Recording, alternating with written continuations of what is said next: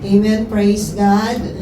So, narinig po natin sa atin pong yung mga salita ng Panginoon sa gabing ito, yung power niya. At sa awiting ito, ipapaalala po sa atin na tayo ay wala pong magagawa kung wala ang Diyos sa mga buhay natin. Muni-munihin po natin ito. O, gawin natin panalangin sa ating Diyos.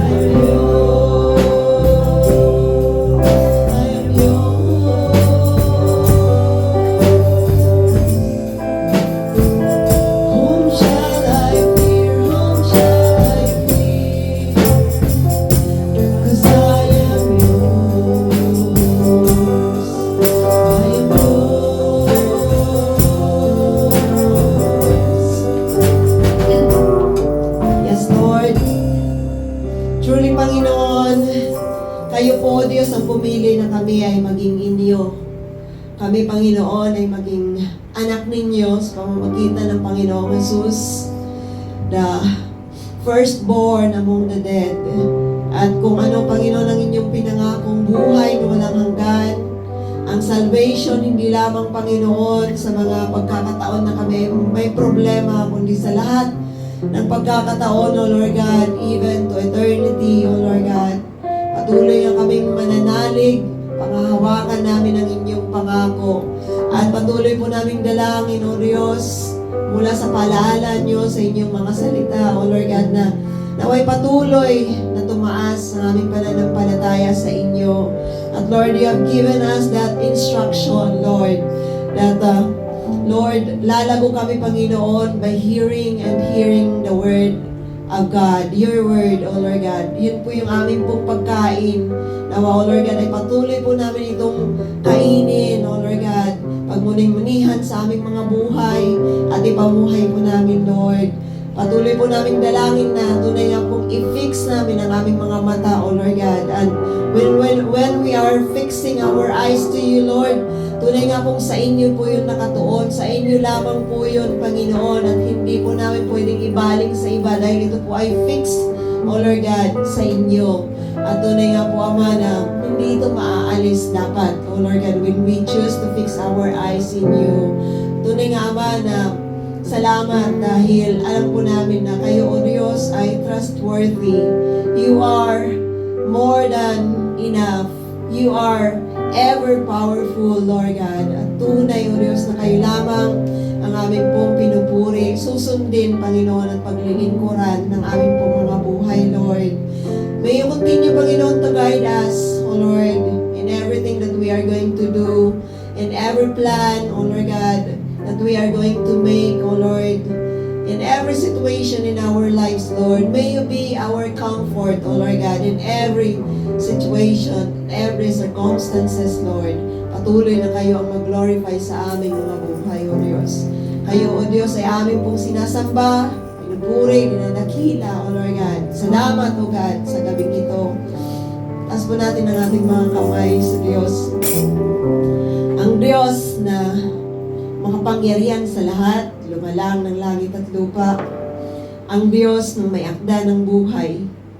Siya ang makda ng umpisa at katapusan, ang nakakaalam ng lahat sa ating buhay. Ang Diyos na mapagmahal na ito, kasama ang Panginoong Hesus at ang gabay, kapangyarihan ng Banal na Espiritu, ang tunay na manatili, sundin natin sa ating mga buhay at pakinggan natin sa ating mga buhay. Pagpalain ang bawat isa sa atin ayon sa kalooban ng Diyos, siksik, liglig at umaabaw na pagpapala sa bawat aspeto ng buhay ng bawat isa. Ito pong aming dalangin, O Diyos, sa pangalan ng Panginoong Hesus. Amen and amen. Praise God.